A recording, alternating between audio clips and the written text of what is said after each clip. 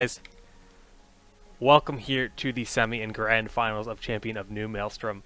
This is in fact the first ever Asia North America tournament. Now, we were supposed to be doing the semi-grand finals on Monday, but we had some weird issues.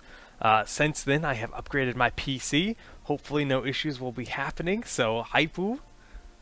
So I'm Solid Jake. I am joined by Sia Steve. How you doing? And, we've been casting a lot over the last couple weeks here. Yeah, a lot is a little bit of an understatement. I don't think I've really stopped doing something related to Heroes yet since Kings of the Storm 2 debuted. I honestly don't think I've had a day off since. I've done at least one thing related to Heroes from that day forward. And today is continuing that spree. Tomorrow we'll be doing more stuff. Saturday is the next tournament. And then Sunday I think I actually get to breathe. So a lot of stuff has been happening, and I'm not against it. I'm okay with it. And Hey, I'm happy man. we're doing this now. So. Yeah, community is blowing up and it's great, and this is a great event. We've had a great event. Just to take a look back at the bracket now, I don't have a graphic here, unfortunately, but we'll just run you through it pretty quick. We have Symbiote Gaming versus dISSENt as our first game here, and we see that Symbiote went through round one, was against Team DH9, and then they played against Team No Limit, the Korean former SC2 player squad. They took that pretty convincingly with a 2-0 to bring them against dISSENt here, and dISSENt defeated Team Superboys in round one and Team Oars in round two, and actually round two ended up being a best of 5 going to game 5. That's a 2-hour series. The VOD is on YouTube. If you have 2 hours to spare, go for it. I noticed you guys, my mic is a little desynced from my mouth. That'll fix itself. I don't know why it does it, but it will fix itself. And then on the other side of the bracket, we had Team Triple Q go over Team Arthur and eventually over Team MY White as a forfeit, and then Triple Q actually forfeited against Glorious. So Glorious ended up going over Snowflake 2-0, round 2. Interesting that they hit each other round 2. Yep. I think that's very poor seeding, but it happens. I mean, they're playing in a different region. It's a very different world, this event. It's hard to say Right. what the seeding should be in an event like this, where there's a lot of teams that have never paired against each other. And Glorious, again, walking over Triple Q as they said, hey, the latency's too much for us to play. We're not going to deal with it. So Glorious is already waiting in the grand finals for the winner of this first semifinal. So we just got 2 matches here tonight, and I think it's time to hop over the draft. You ready, Matt? I am ready. Let's get right into it. Boom, boom. Now we boom. have seen in the tournament itself, we did see a lot of really interesting drafts, but we'll probably be seeing stuff that's relatively. I don't really know the word that I'm looking for. Normal, I guess, but it's no real normal yet. So just typical from what we've seen, because these are 2 NA teams. We don't have any more Asian teams in the bracket. So top 3 NA, actually. yeah, top 3 NA. Yeah. Potentially could have been top 4 if 2 NA teams didn't get seeded first round and second round. But, that's how it goes.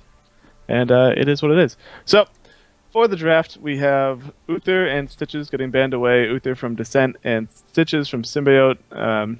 Kind of interesting to see Symbiote ban Stitches. They're usually not afraid of him in any regard.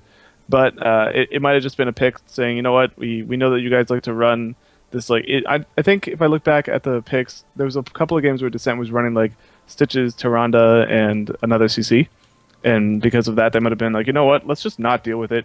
We can deal with the rest of them. We can deal with their playstyle. We just really don't want to have to deal with a Stitches in our face, and kind of we'll deal with that later. Very interesting, Vala first pick, overall first pick, not just like Vala plus someone. It was just Vala straight up first pick. So that was something that caught me off guard the first time I saw this. We don't normally see that, but she is super strong in late game. She can dish out a ton of damage, and she does have the ability to stun people up if she decides to go for Rain of Vengeance. So yeah, that's an option there, but still kind of weird to see her picked up first. Yeah, definitely. I mean, Vala Brightwing. I mean, Brightwing obviously very strong for sure, but definitely an interesting first pick. And actually, since we can see the whole draft here, we actually know that dISSENt was rocking Abathur a lot this tournament. This composition is actually, you can tell they were planning on getting Abathur the whole time. Definitely have that hypermobility between Abathur and Brightwing.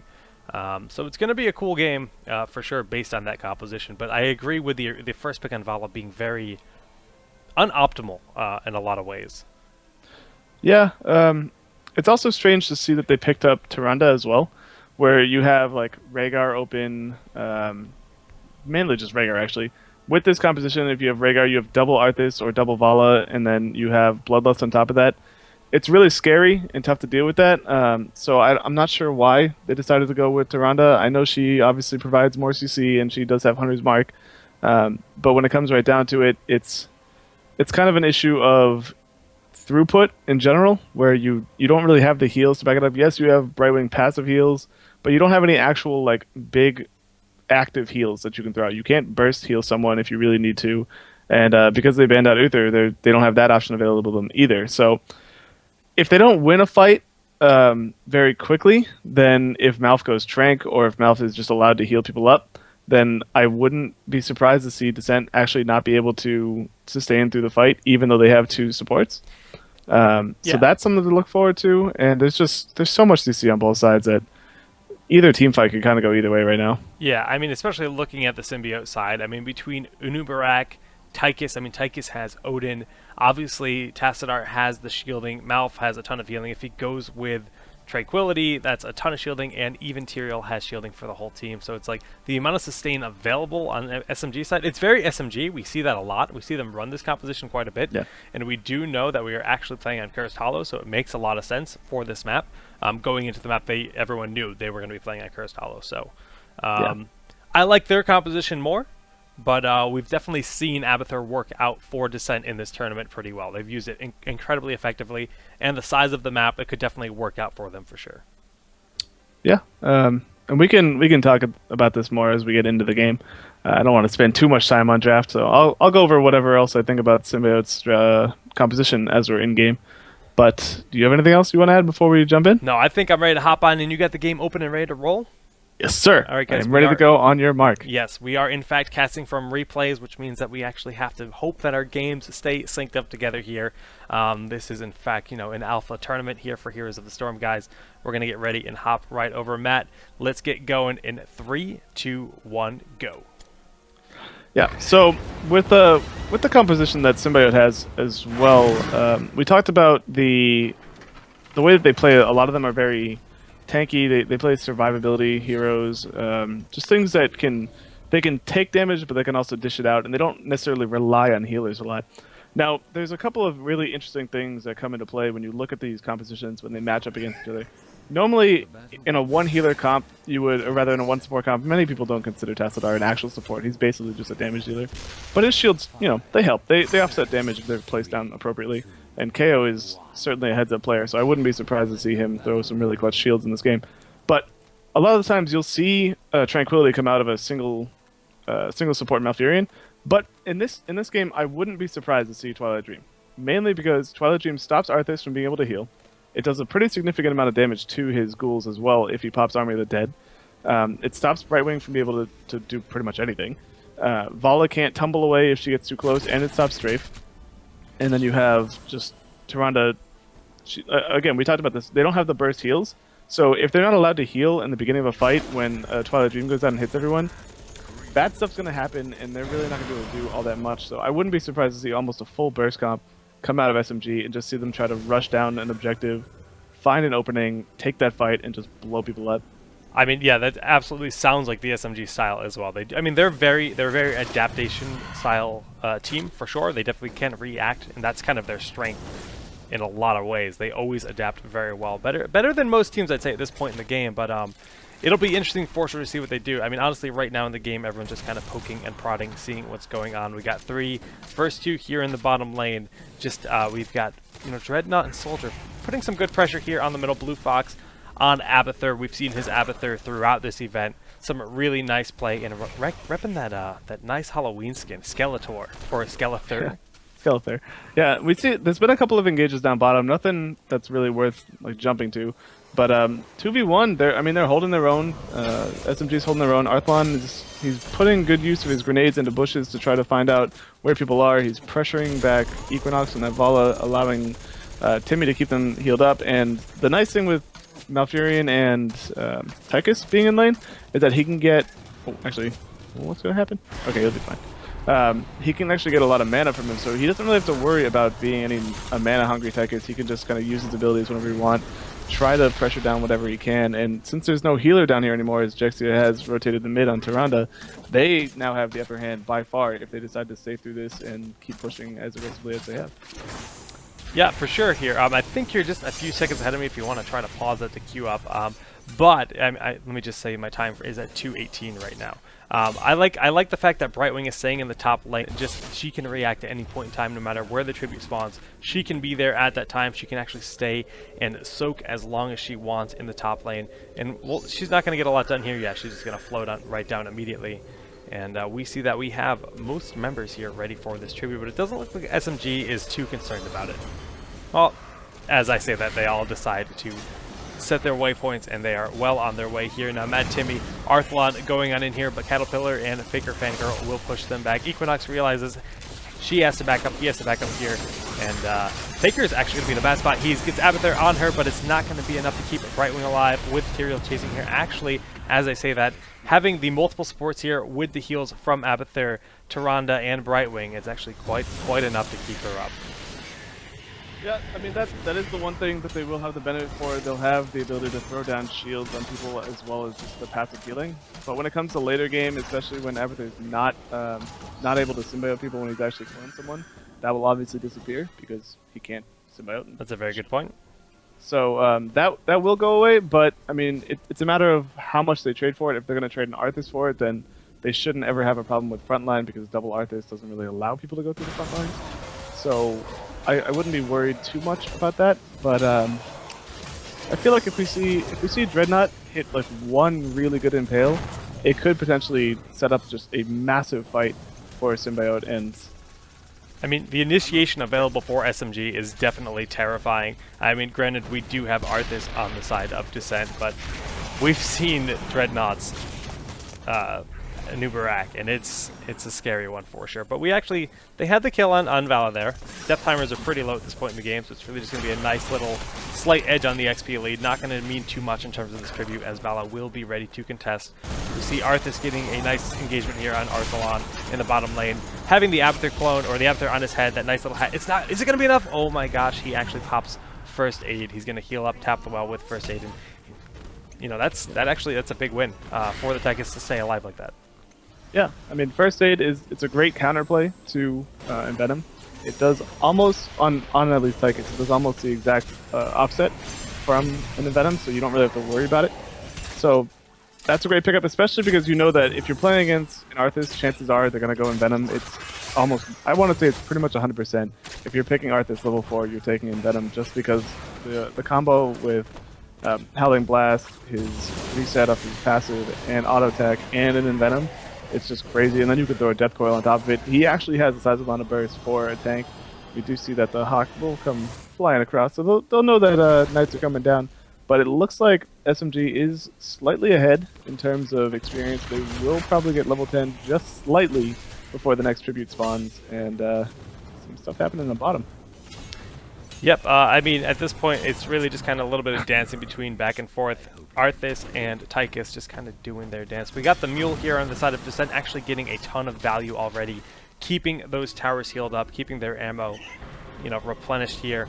And this next tribute is going to be a big one, as we see all the members of SMG are going to make their way up there, and Dissent is going to have to react, as if they do not grab this, they have a curse against them, and they definitely don't want to give it up. They have to be really careful when they stream in here, because Soldier's going to be looking for someone to Judgment. If he finds the target that he likes, that person's just never getting away. Yeah. Both teams do, in fact, have level 10 here. We see the Emerald Wind going off on Brightwing. She does get hit by the Entanglement, and it looks like Caterpillar is going to try to come to the front line to try to get initiation, but they have to worry about, like you said, the Judgment is going to be huge, and with the follow-up from Dreadnought on Anubarak is going to be terrifying. There's the Judgment going down on Vala. We have a big initiation. The Anubarak follows, but immediately Rain of Vengeance coming down, doing a lot of work, and the Archon is just powering away at everyone. Dissent is slowly just getting chipped away here. Not a single member of SMG will fall, and Dissent is in full retreat. Caterpillar, he's going to stay alive, but the rest of his team, minus Abathur, of course, is kaput, and that's a curse in favor of SMG. Yeah, that's going to be at least one keep, probably two if they push it correctly. And like I said at the beginning of the game, that Twilight Dream just it messed up any kind of engagement. It allowed them to basically win that team fight when the engagement went down. And something to definitely note is that while Brightwing took, okay, nice kill Interior, yeah. That was well done. And while Brightwing took cleanse, she didn't actually use it on the Judgment, so I'm not sure what that was about. But usually you'll see supports take cleanse to offset Judgment. That way, no real follow-up can happen. So they're just waiting with their finger on the trigger, ready to pull the second that a Judgment is down. Hopefully we see it later on, but we're looking like we got a little engagement possibly happening in mid. Yeah, SMG knows they have the curse going in their favor for another 20 seconds, so they want to keep pressuring while they can. Burn through these towers if at all possible. Those mules aren't going to get a lot of work if they don't have anything to heal at this point in the game. And we see SMG actually has to retreat here because all the members of dISSENT, I mean, they're pretty much one level behind, but that's not enough to give a really strong advantage. The talent advantage isn't going to be apparent quite yet, but once level 13 hits, they do have to worry about that. Yeah, it'll be interesting to see how SMG decides to play this. They have a pretty sizable opening on top already. The wall's already down. We've known SMG to be the team to say like, okay, you know what? The door's open. Let's walk right through. Let's take down this keep. Let's put as much pressure down as we can. And what I almost imagine that they're gonna do is if they look for a fight down bottom, there's only 3 people here. They know Brightwing's top. If they find this fight down bottom, they full engage here. They'll take this keep, swing up, pick up the golem, and might potentially swing up for a fight on the keep. So dISSENT's got to be really careful here because this could be very bad if they play just slightly too aggressive. Yeah, absolutely. Well, we see SMG coming in, riding their money pigs in style here. They want to pressure this bottom fort. We see just, Dreadnought again in the front line. The Judgment does go down. We're going to see the follow-up here with the Archon coming in. Rain of Vengeance comes down, but it's not going to be enough. A nice Emerald win, but is it going to matter? SMG is on all sides here, and a really nice Twilight Dream going down just to secure this engagement. That's going to be another team wipe. I mean, that's a nice ice block, but it's not going to matter in the end of things. And Caterpillar falls as well. Very nicely done by SMG. Very decisive team fight there. The Emerald Wind was much better placed, but again, it wasn't quite enough because as soon as it was done, we saw the Twilight Dream come down, doing a lot of work. Yeah, I mean, Timmy's been in the right place at the right time for a lot of these engagements, and it's gotten to the point where if dISSENT moves too far in and they fight against this, they're just gonna get rocked. And we've seen it twice now. The Emerald Wind, like you said, it was a lot better there than it was up top on the Tribute fight. I don't actually know if Abathur was able to get his clone out in time to get his ultimate. I didn't get to see that. I don't think that he did. But even if he did, like I said, Twilight Dream just stops it. It stops Arthas in his tracks. Goodness. Abathur.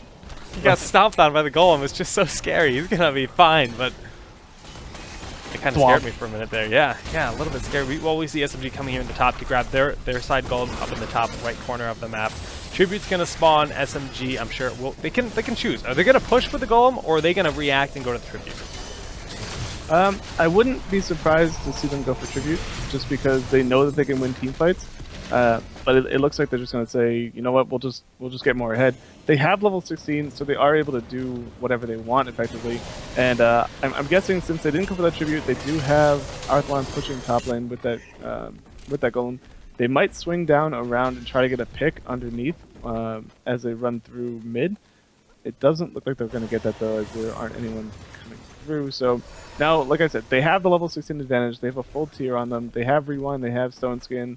The biggest thing really is it's Rewind. Rewind on a Nubarak will allow them to engage so much harder than they have before. It's so scary. It's so incredibly all they need strong. They need one Judgment on Pick a Fangirl, and the fight will probably just fall. Or Equinox. Well, you consider they have Judgment, they have the Golem pushing here, and they have Dreadnought with Rewind. They have the ability to engage really hard here. All 5 members will be pushing, and all 5 members will be here to defend. This keep is crucial to keep alive. We're only 11 minutes in the game. Definitely don't want to lose the keep yet. But where will that Judgment come down? Is it going to go down on Equinox? They're looking for it, but Blue Fox is positioned in the front line. Just being, the Abathur clone is expendable.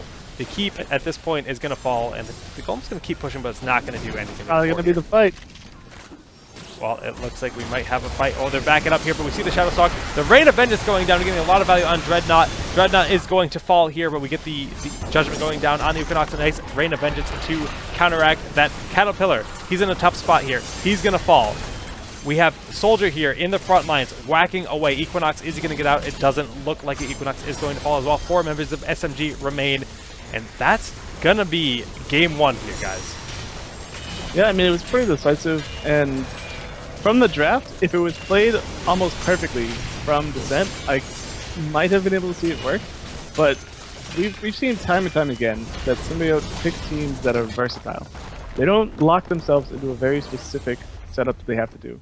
They just give themselves like a ton of options, and every time they do that, whether they win early game or not, they find a way to use those options to get back into the game or push their lead even farther. And it's one of the things that really sets them apart from a lot of the teams right now, where some teams will go in, they'll be like, okay, you know what, I want to do this strat. Like, this is what I want to do. Like, okay, fine, we'll do that. But then if it fails, they kind of just flounder, and they're like, well, how do we get back into the game? What do we do? And it just, sometimes it doesn't happen. So that right there, it was clear from the beginning where the pressure on bottom was good from dISSENT. It really was, but it didn't do enough early. The Arthas roaming around, trading with Tychus over and over, where Tychus could just pop first aid, ended up with him just basically wasting time. Probably should have been pushing a different lane instead. The Abathur, it didn't hurt. It didn't hurt at all in the early game. Normally you see that hurt a lot. They did lose the first 2 tributes just because, Abathur on Curse Hollow is not the best of things. Right, Just because he can't really... He's not Pre-10. another body to be around for. Yeah, so that's a thing. And but they did have him for level 10. They did have the level 10 team fight, and that first tribute fight, it went really south for them. The early Emerald win didn't help. The people running into Malf when he had Twilight Dream didn't help either. He didn't even have to worry about his own positioning. They just ran into him. And just overall, the teamwork from SMG felt a lot better in that game than dISSENT did. So hopefully we can see them rally back in game 2. And I guess we'll get to that now. Yeah, we're going to get to that draft in just 1 second. Actually, I can throw it up here while I get the game all set here. Now we see Murky Band coming down, and we saw these drafts. Obviously, I made these graphics here, and I went to Dreadnought, and I was like, why the Murky Band? And he's like, honestly, just to cover all options. We don't want to have to think about Murky. Murky has a lot of burst, and we just don't want to deal with him. Interesting, to say the least. It's not... I don't think... We saw 1 Murky, maybe 2, in this tournament. I can't remember. I know we saw at least 1, and it was definitely on a Asian team, because it was Fall Monkey that was playing it. Yes. Which wasn't actually him, but... I don't really know if dISSENT runs Murky, but eliminating the option of an Octograb or March of the Murlocs can certainly be a thing. We don't see it almost ever in America right now. Teams just don't run Murky. They don't value him pretty much at all. So the ban to most is going to seem awkward, but like you said, they're just covering options. And that's another thing that they're saying, that they basically just feel comfortable as well. Like, they know that they're going to be able to cut through whatever dISSENT does, as long as it's not some kind of like crazy cheese nonsense. So we'll see how this goes. I just very, very briefly looking at this draft, to me it's almost the same team that they just ran. Like, Symbiote has pretty much the same. The only difference is that they don't have tankiness. Instead of the Tychus, they traded for a Falstad, which just gives them more burst than it does tankiness, which, as we saw in those last fights, they didn't really need sustained damage or tankiness. They were winning them pretty much right out the bat. So now they have a noob and Arthas. It's terrifying. Like, noob Arthas Tassadar, this is a terrifying composition. Like, yeah, I mean, there's no doubt in that. Let's talk about Uther, last pick. Yeah, I mean, Uther last pick is certainly strange. I think... Why do you think SMG went for Malf instead of Uther? Do you think it's strictly for the Twilight, or do you think it's more for the Innervate? Well, what map are we going to? We are going to Blackhearts. So, Malf on Blackhearts, I mean, he can really sustain fights and allow teams to stay in lane much better than Uther can, just because he has, as you call it, the full package. The full package. He gives people health and mana. If he innervates them, he'll give them mana. If he just throws a regrowth on them, he'll give them health. And Uther has the ability to give health, but not mana.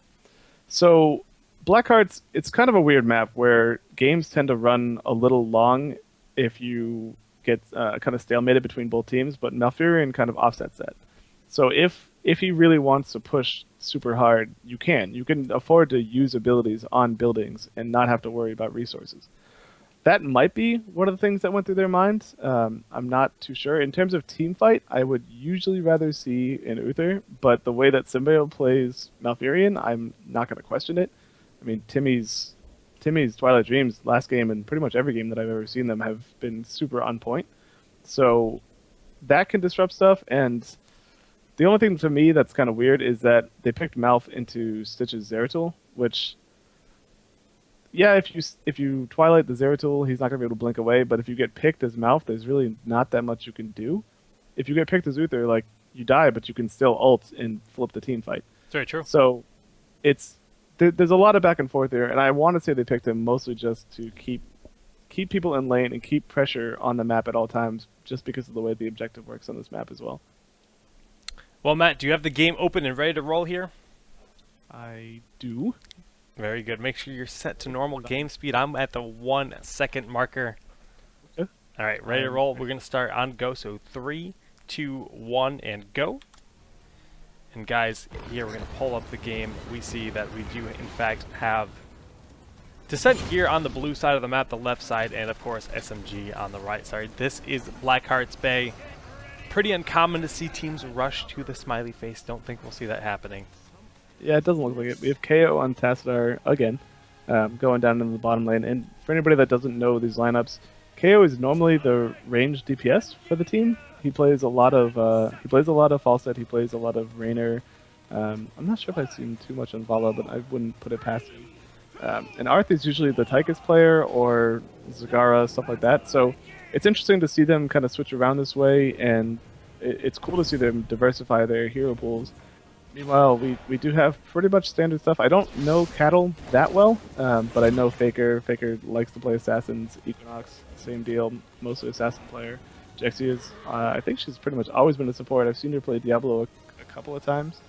And I'm missing one person.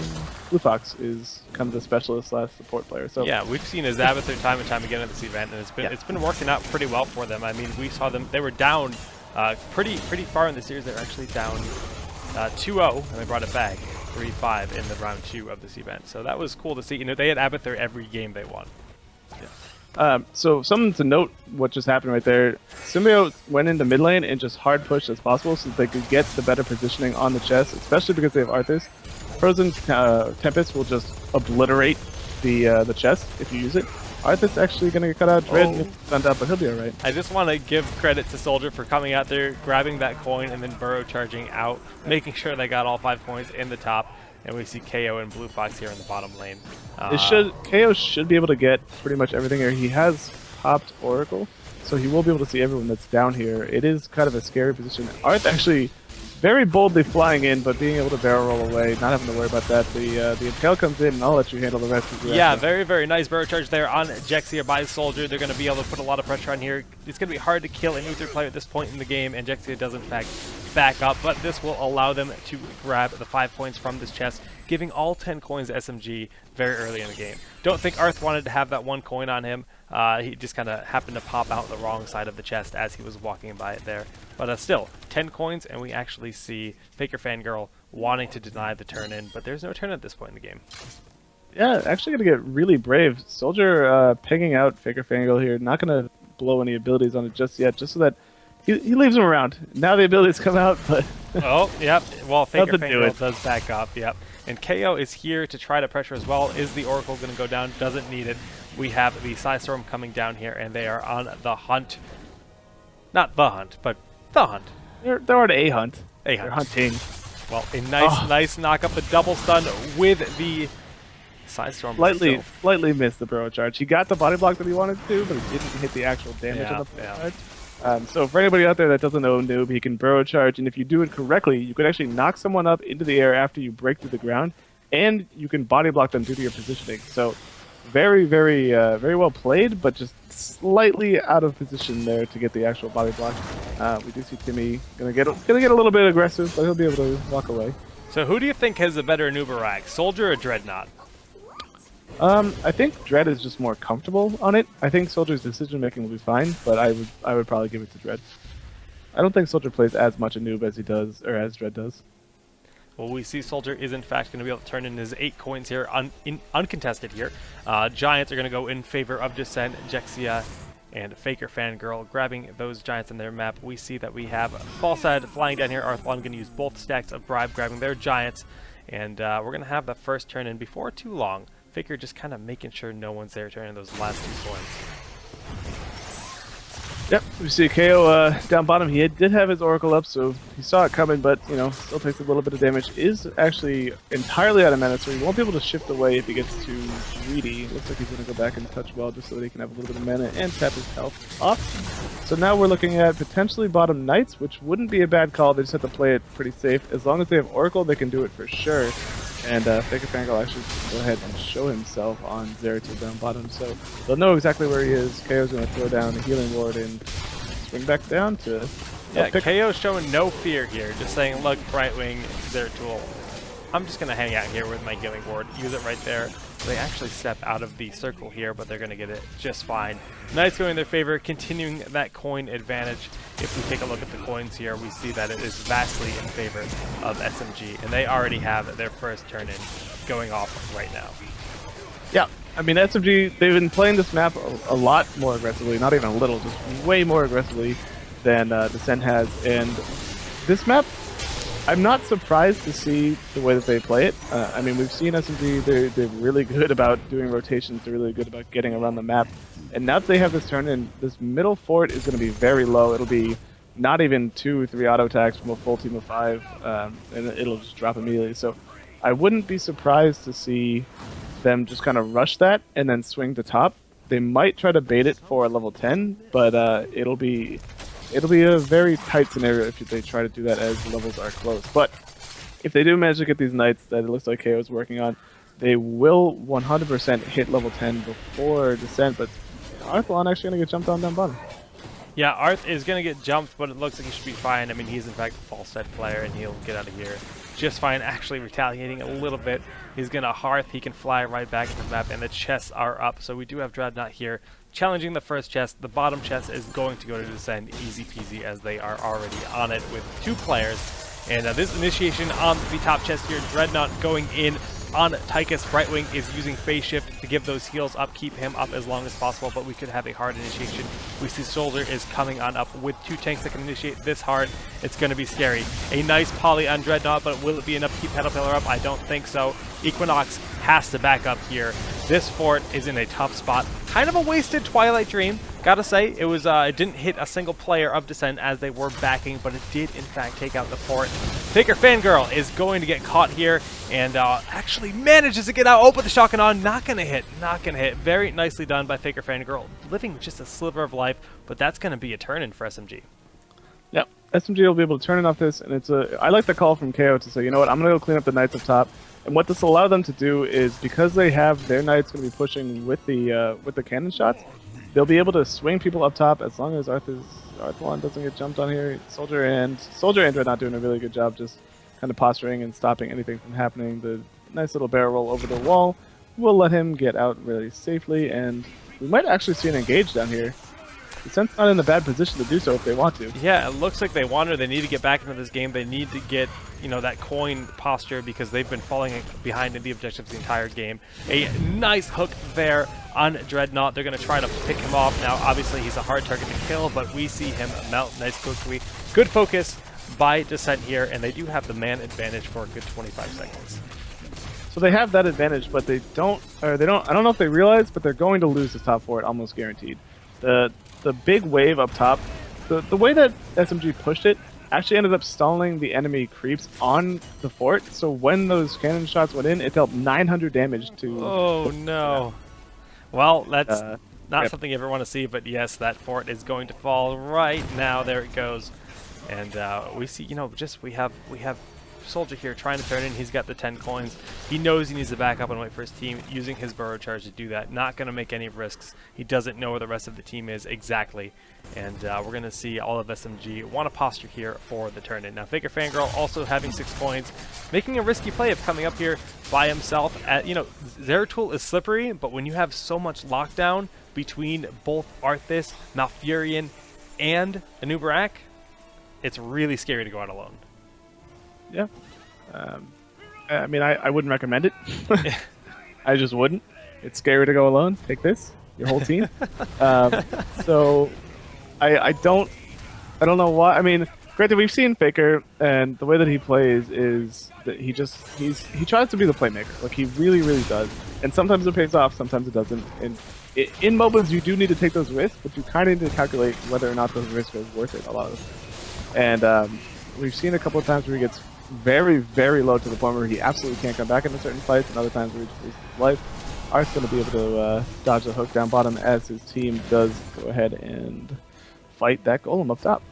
Yeah, well, we see SMG just kind of dominating the map at this point. They are up 2 levels. They have the grave golem pushing in the top lane, and they're up 3 turn-ins to not a single coin being turned in for dISSENt at this point in the game. Yeah. And now, there's something that I always like to bring up whenever we look at these things. The amount of damage that's been done by dISSENt is actually higher than the damage being done by Symbiote, but it doesn't matter, because the way that... Oh, Faker is doing his thing again. Yep, he is in a risky position.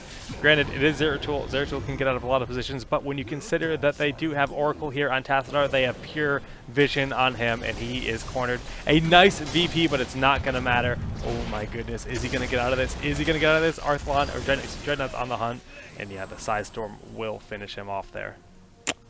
Yeah. So it was a fun time. Sadly, dISSENt wasn't able to actually capitalize anything off that. I think they did manage to take down the golem, so that's good. But they weren't able to pick up their own knights or anything like that. Yeah, and defending a golem versus and losing a person for it isn't good, but it's not the end of the world. Yeah, at least they got the defense. It's not the worst as well when you're 2 levels behind already, because it means the enemy team didn't get as much experience as you normally would for an enemy kill. So I guess that's kind of consolation prize. But like I was saying, the stats on the board, when you look at them, you have dISSENt technically doing more damage. Well, they were, maybe not now. But it doesn't matter about how you deal damage. Well, every member of SMG is actually floating down. They see that they have 2 members out of position. They're going to go for the gank here. A nice Twilight Dream, effectively disabling the Brightwing. Oh my goodness, that burrow charge from downtown and the extra stun coming down with it. That was... Brightwing literally just couldn't do anything. As soon as the silence wore off, she tried to cast Emerald Wind, but it didn't matter. The follow-ups with the stun... I can't believe the burrow charge hit. I mean, that right there is the reason why so many people take Underking on Anubarak. It gives you 20% more range on burrow charge, and it lowers the cooldown by 2 seconds. Oh, right, the cooldown there didn't matter, but the 20% range... He came out of stealth, I'm pretty sure. I think he came out of the vent. It was just like, yeah, you're not going anywhere. He came. So, like, it was from downtown. That was like actually an underground dunk. Like that's like the equivalent of just absolutely beautiful. The hook coming in here on Arth, the Gorge, but is it going to be enough? Falstad does have a decent amount of escape. Going to try to get out of this. The shields come down. They're going to try to break the wall down for him. He's actually still alive at this point in the game. Oh my goodness, Arthlon is going to be okay. And the massive Shockonaut comes down, doing a lot of damage to Equinox.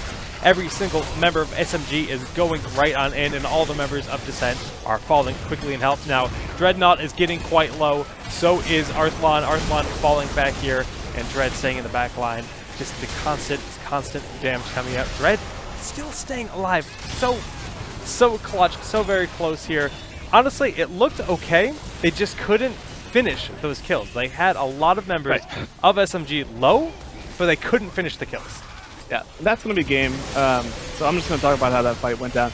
So we saw the initial, and GG to both team SMG. Grats to moving on to the finals, and grats for dISSENt making it to top 4. So hype there, and I guess technically top 3 because the third place match didn't happen. But so the fight there, like the hook went down, the Gorge went down. And that was actually really good. Like, no one's going to question that sometimes Hook Gorge isn't the right call, but in that case, it certainly was. The issue was that they didn't have any follow up with it. Like they didn't have the burst needed to take down Falstead right afterwards, and the heads up play by Soldier to say, you know what, we're going. This is happening. He went in, he burrow striked in, and the way that he positioned himself was really, really important. I mean, he kept Falstead alive, allowing Falstead Right. to dish out continuous, like, ridiculous damage, because if you...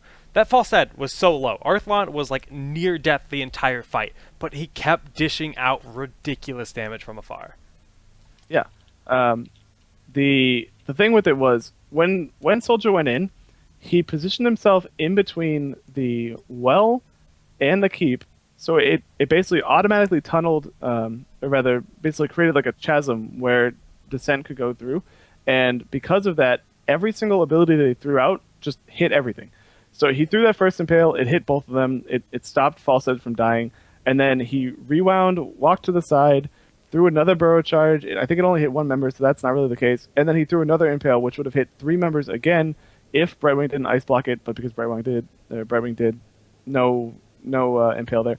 But what it did was it effectively locked down the Stitches, didn't let him do anything. It just did work on anything that it hit, and it also allowed Arthlon to set up his Shock and Awe. And it was definitely going to hit at that point because of the way that everyone was so congested in that one area.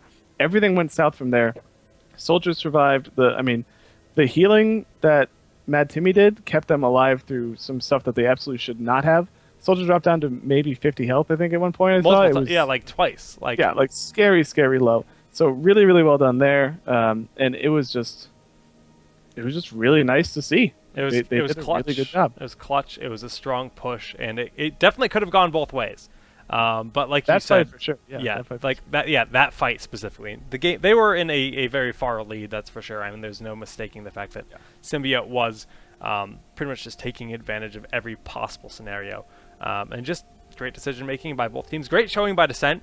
You know, getting third place here in this tournament. This is in fact the biggest prize pool we've had here in Heroes of the Storm competitively. It's an $800 prize pool tournament. First place gets $500.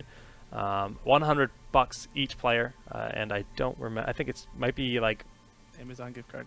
Gift cards. Yeah, I don't remember the pricing for second and third exactly. Second was $250. Third is $100. So it's actually technically an $850 prize pool. Interesting. But little whatever nuance. Hey, it's still $50 extra, right? It's okay. Money is money. Making some winnings. One of the first teams to ever make money in Heroes of the Storm. You can't complain about that. So a good showing here by dISSENt. Congrats to them for their performance. And guys, we're going to prep for our next match here. It's going to be, like we said, Glorious had their walkover in their semifinal due to the other team not wanting to play with the latency on the NA servers. The finals weren't all played on NA. Maybe a reason why the Asian teams didn't make it as far as they were playing on NA. It's definitely a factor, but NA has had the game longer, and the teams have been together for longer from what we typically know, at least. We don't exactly have... I mean, for all we know, the Asia teams have been playing on NA servers for a long time. We don't know for sure. But guys, stay tuned for the grand finals here of Champion of New Maelstrom. It's going to be Symbiote versus Glorious. It's going to be a best of 5 series, and we'll be back in just a moment.